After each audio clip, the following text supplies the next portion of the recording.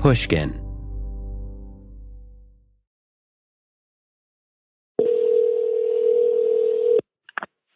Hey, Tony. Karen? Just in the grocery store. I'm sorry to be intruding like this, just calling up out of the... Oh, hi. Oh, hi. Sorry, my mom called on the other line. So then you just drop whoever you're talking to? That's the kind of daughter I am. Not very professional, but okay. Oh, is this a business call? Yes, it actually is. Okay. Well, because you're a dear friend of Jackie's, so I thought maybe I would turn to you with my concern. I've been trying to call Jackie, and she doesn't seem to be accepting my phone calls. Yeah, no, I could confirm that she's okay. Okay. And, that's good. Thank God. Yeah, I could confirm that, and I can confirm that she's annoyed by your persistence. That I could confirm. Okay. And I don't know. I don't know what to tell you. Maybe she just feels that you're using her. Well, I am.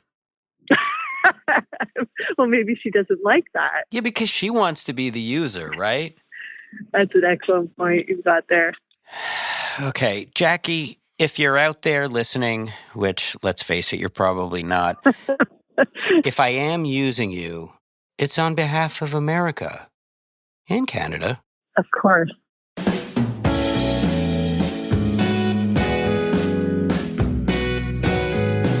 From Pushkin Industries, I'm Jonathan Goldstein, and this is Heavyweight. Today's episode, Stefano.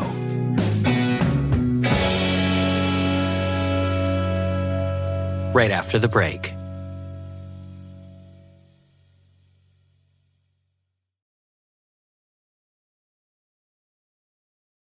It's impossible to talk to Debbie without hearing stories about her mom, Anita.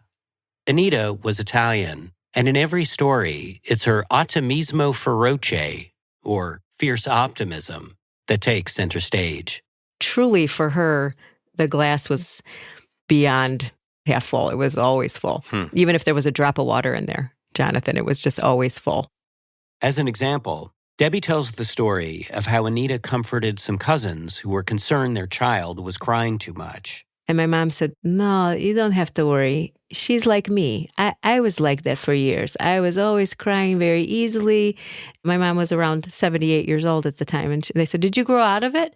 And my mom goes, "Yeah." And they said, "When?" And she said, "About 2 years ago." So, they had something to hope for. Anita died in 2020, and her death was hard on Debbie. She misses her mom a lot and thinks about her a lot. And perhaps because of this, she finds herself returning to the one Anita story that has yet to find its happy ending. And that is the story of the airplane and the baby.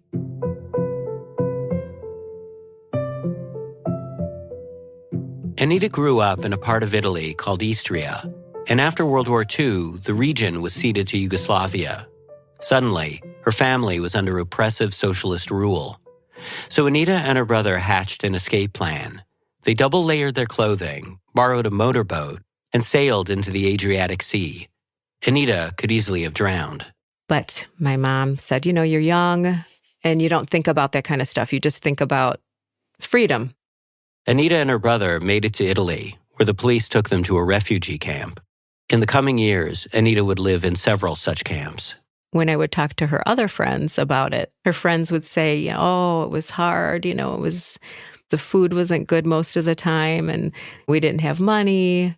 But you would never have known that talking to her. She was just eternally optimistic. She said, "It was wonderful. They opened the doors and I saw so many people that I knew there. We'd play cards and we'd drink and, the girls would do each other's hair and just had fun."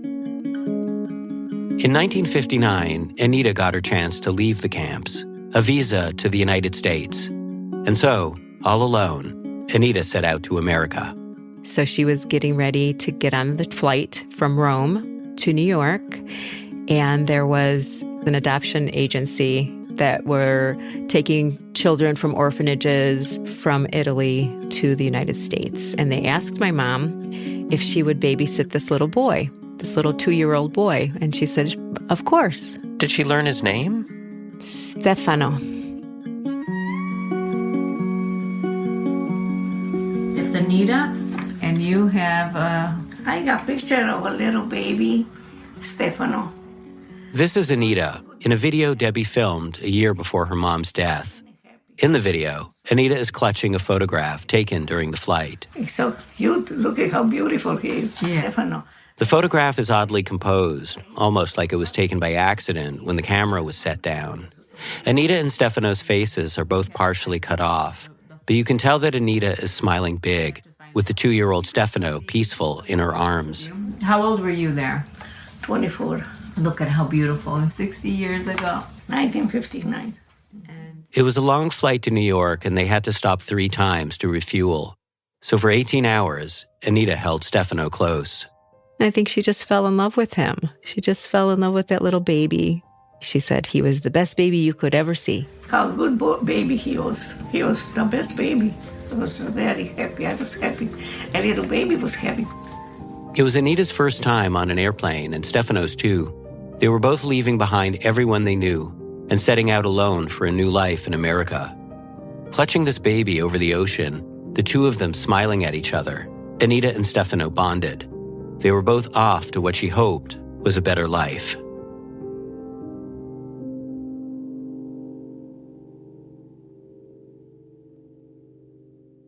They get to New York. She was holding the baby, and the agency came up to her and then just took him right out of her arms. She said they didn't say anything to her. They just take him away from me. And he started crying because he don't know nobody. There was no chance to even say goodbye. And I was crying with him. I would cry now too. Yeah, of course. That's sad. He was like my baby. She would cry. She would cry when she talked about it. Even after raising 2 kids of her own, Anita never stopped talking about the child who was hers for a day. All through her life, even into her last years, everyone heard about Stefano. Anita continued to hope, always needed to believe, that Stefano's life was a good one. She would say, I wonder where he is. Was he in a good home? What was his life like? I would like to know him and see how he's doing. I'm sorry, baby, you are far away. I don't know where are you. I was thinking all this year about him, all the time. Yeah. And I love you, even if I don't see you too long. That's a nice story. And I don't know if you understand that. I think so. Back when Anita was still alive, there were several attempts at finding Stefano. Anita sought out help from various friends and family, but no one was able to get anywhere. They even looked into a TV show that reunited adoptees with their birth parents, but Anita wasn't Stefano's birth parent. But then one day, Debbie brought up the subject of Stefano with her close friend, Lindsay. Lindsay starts plugging stuff into the computer, and she said, oh, I found him. Hang on, but did you even have his last name? No. And who is this Lindsay? Does she work for the State Department or something? You would think. As someone who makes his living tracking people down like a nice version of Dog the Bounty Hunter, a Dog the Bounty Hunter who, rather than dragging people off to jail, drags them off to heal, I'm professionally piqued by this Lindsay. I have a skill for finding digital footprints of people. This is Lindsay. I'm the person that people go to if they want to know something. The only information she knew about Stefano was his age and the date of the flight. But with that, she found Stefano's immigration record, which had the name of the man on it who was set to adopt him. From there, Lindsay found the adoptive father's obituary. Under the list of surviving children, there was the name Stephen. And, we put that together As Stefano. as Stefano. In America, Stefano became Stephen. Although Lindsay now had Stefano's full name, she had no way of getting in touch with him. She combed social media, but he was nowhere to be found. She did find his 2 brothers, though, so she messaged one.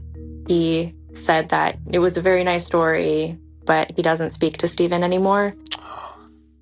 Yeah. And when Lindsay tried the other brother, It was basically the same thing, that they don't speak either. And then Lindsay dug a little deeper, and it looked like he might have a criminal record. Debbie and Lindsay couldn't see what Stephen's criminal record was. It just came up as a flag on one of those people-finding websites. But the reality of what they were doing suddenly sank in. They were looking for a potentially dangerous stranger to introduce to the elderly Anita. And it gave them pause. That paired with, and I'm not speaking to his brothers, we weren't sure if maybe this was our safest way to go about this. And we wanted to take some time to kind of figure out a game plan. But time passed and no game plan emerged. And a year later, Anita died, never having gotten to reunite with Stefano.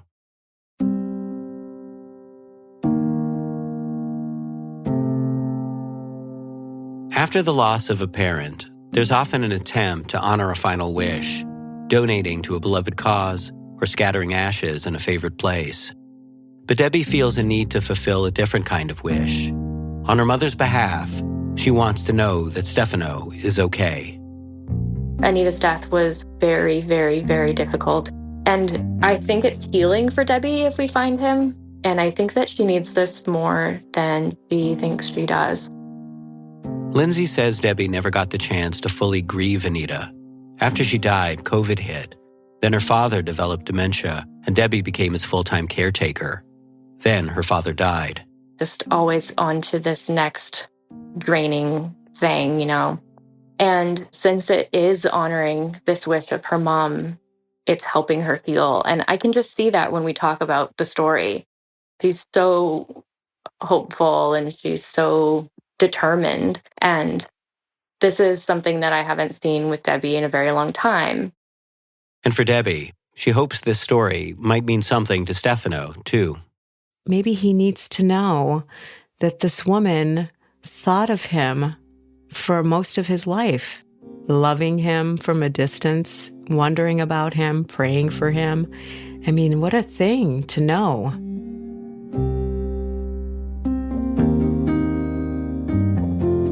After the break, let's find him.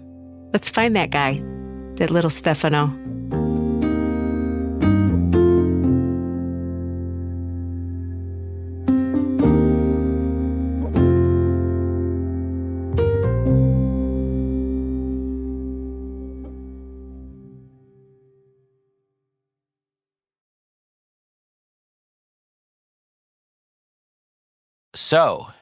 So, here we are. My producer, Kalila Holt, and I gather in the studio. Our mission is twofold. We want to find a way to contact Stephen, but before we do, we want to figure out what Stephen's mysterious criminal record actually is. Kalila starts tip-tapping away on her computer, while I settle in and offer the kind of input that only an investigative journalist with a decades-long track record can. I've gone through different phases in my life where a V-neck was more appealing than a crew neck. It kind of goes, it's always darkest before the dawn. Is that true? And I was like to Augie, I was like, smell how good that is. And he was like, that smells disgusting. I was like, I could think of other times when it's darker. It's probably darker at night. My gal don't do much talking, dances, even when she's walking 1 and 2. Oh, look at that little squirrel. Oh, here's criminal traffic. And then, finally, we find the record we've been looking for. DUI. Okay. In 1989. That was a long time ago. So there's really no other criminal past except That's all I'm seeing. Boy, that's sad that was enough to kind of make them drop the whole thing. Yeah. Please leave your message for 5. Kalila digs up some possible phone numbers for Stephen online.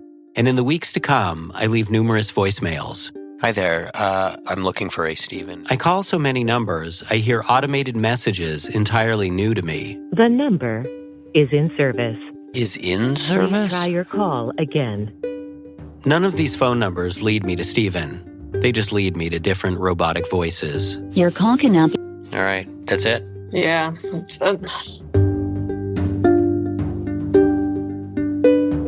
With the telephone having crapped on our heads, we decide that what we need is an even older form of communication, the U.S. Postal Service.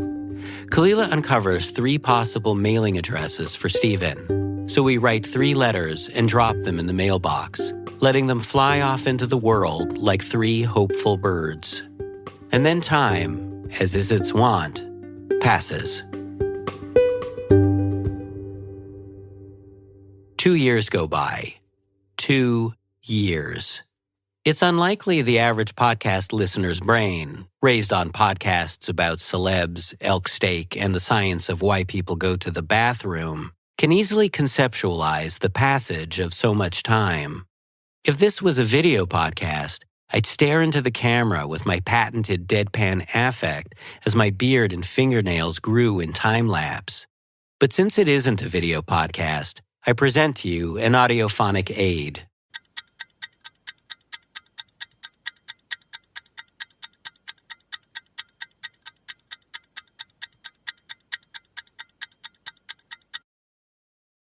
That was only 10 seconds.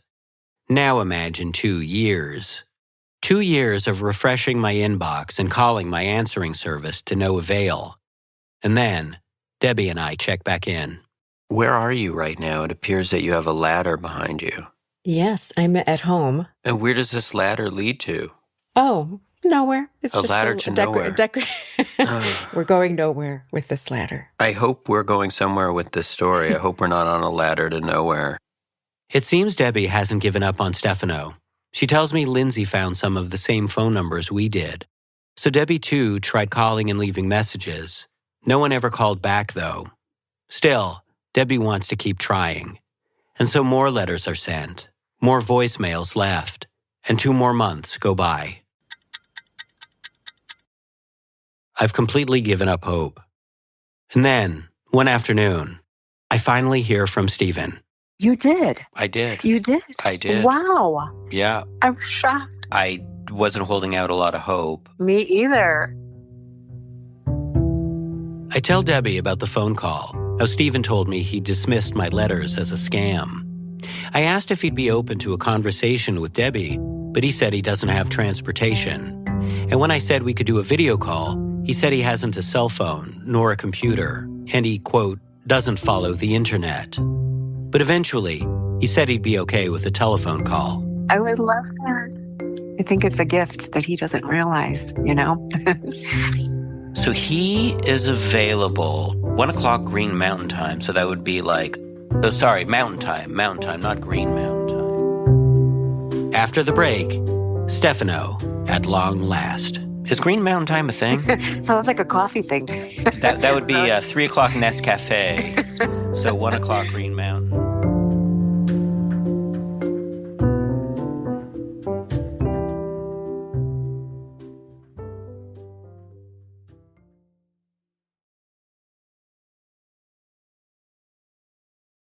The next day, at 1 p.m. Green Mountain Time, Debbie and I convene. Okay, I'll give him a call. I'll phone him, and I'll introduce you guys. Okay. Okay.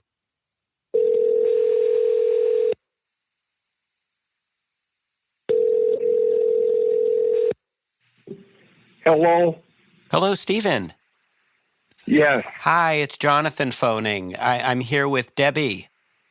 Oh, you are? Hi, Stephen. How are you? I'm fine.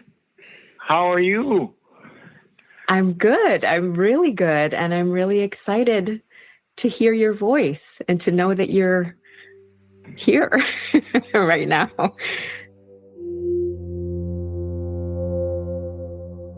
So, Stephen, my mom, her name was Anita. And Debbie lays it all out for Stephen. The plane ride, the love Anita felt for him, and how that love endured for Anita's entire life. You were always on her mind for many, many years and told many people about you. Well, God bless your mom. I wish she would have adopted me. I think she would have liked that too.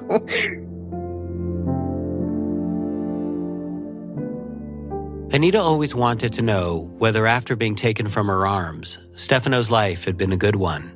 So we start at the beginning, with Stephen's adoption. My foster parents told me roughly at the age of 8. You call them your foster parents. Did they adopt you? Yes. Were they good people? I mean, there was 3 squares a day.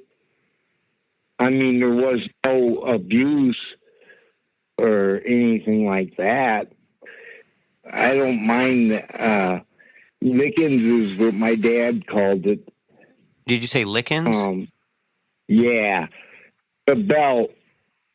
It wasn't abuse. It was just for discipline purposes.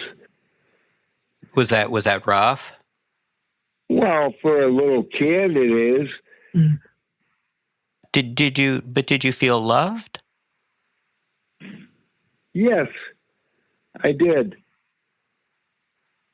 Oh, I remember from childhood, other than friends, and they turned out to be drug addicts, I turned out nominal. What do you mean when you say nominal? Well, I have a serious alcohol problem. Mm. Okay. I know I sound like I've been drinking, but I haven't. I don't have anything here. I was pretty much known as a boozer. Back in the day, Stephen says, the drinking got bad, which led to the DUI. You don't think when you drink, to get behind the wheel of a vehicle drunk is preposterous. Did your adoptive father do something similar? He drank, but not in excess. I never saw him on a drunken stupor. Well, nobody's ever seen me. I won't let them. Yeah. So you drink alone? Yes. That song by that one guy, George Thorogood, I Drink Alone, reminds me of me. As the conversation goes on, Debbie grows increasingly quiet. So I do my best to draw Stephen out. Did you get married? No, I never been married. I've had relationships, but they come and go. Would you say that you've been in love? I've been infatuated, put it that way.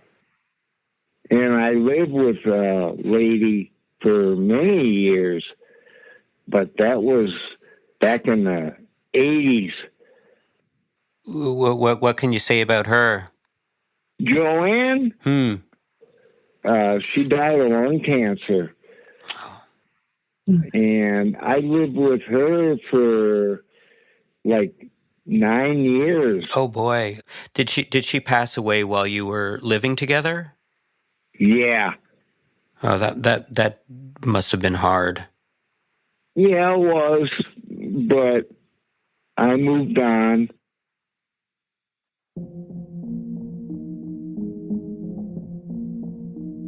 Stephen tells us that he was in the Navy for 4 years, that he missed Vietnam by just a month. Most of his professional life was spent working in factories.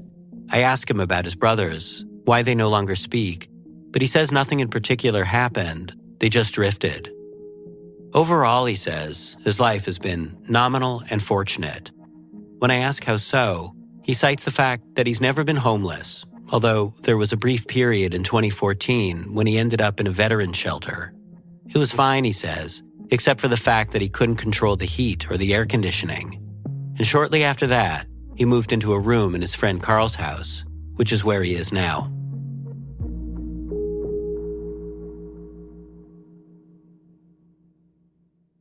I took a video of her telling the story. I don't know if you're interested in hearing it. Debbie wants Stephen to hear what he meant to Anita in Anita's own words. In response, Stephen says that he doesn't have access to a car right now. Plus, he's sick in bed.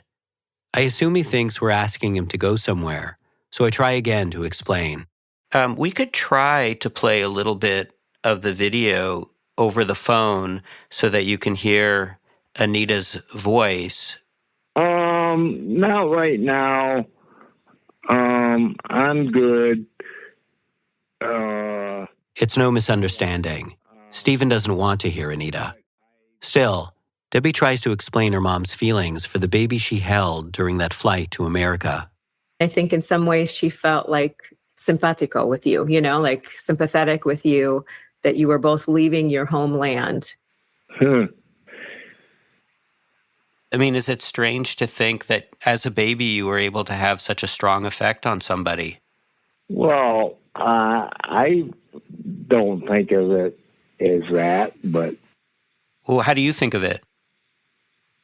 That could be anything. Like, I love this little toddler. I love pizza. Mm. It could be anything. The conversation feels like an unstoppable force meeting an immovable object. If it's a battle between optimism and pessimism, it feels like pessimism is winning.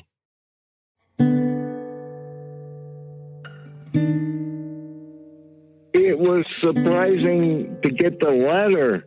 And I thought, what are these people doing? Yeah. I just felt like it was a gift. Okay, thank you. Yeah. I'm a little old now to be concerned. Do you feel like it's too late? Yeah, I do.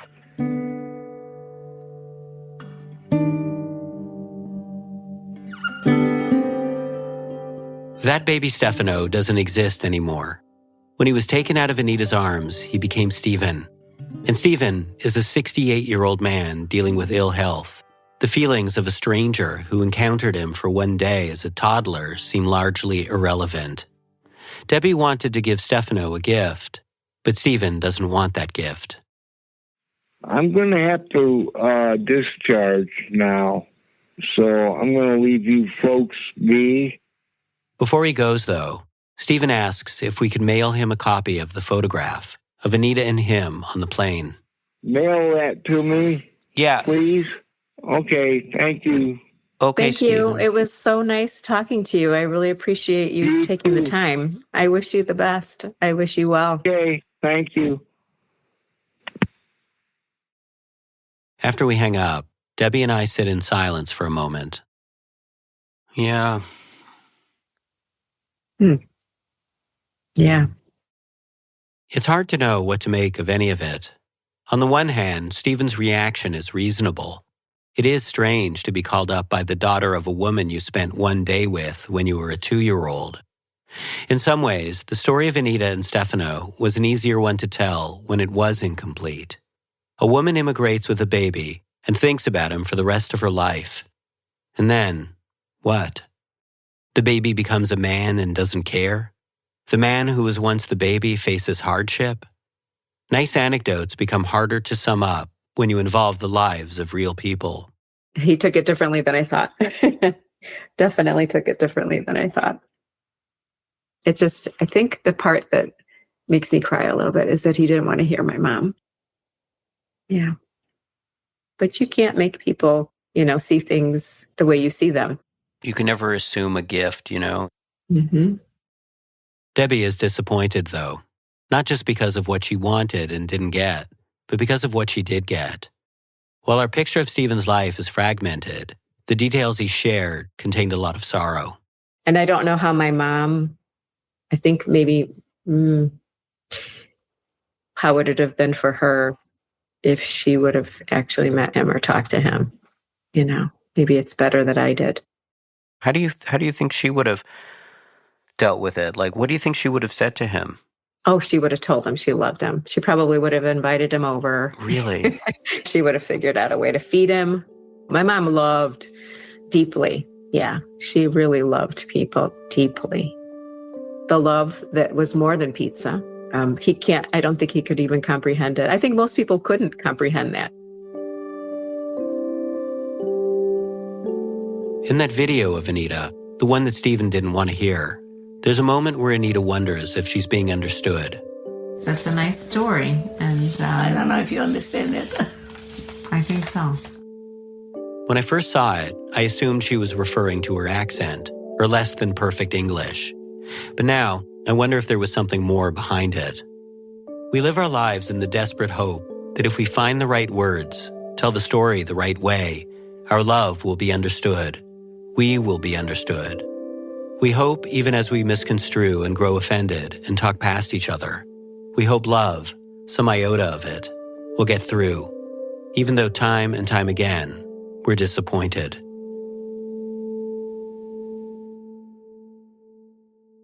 The next time I speak with Debbie, she tells me how the night after her call with Stephen, she woke up at 3 a.m. from a bad dream. She got out of bed and went downstairs. It was pouring outside, and Debbie thought about Stefano, the boy her mother held on the airplane back in 1959. And she thought about the man she spoke to on the phone 65 years later. And she thought about her mom, and she grieved, crying for about an hour. Maybe this will plant a seed for Stephen, Debbie tells me. After all, he did seem to really want that photograph. Maybe someday he'll look back at the thing she was trying to tell him, and he'll finally feel that love from her mother. It seems like an unlikely hope. But in this way, Debbie is like her mom.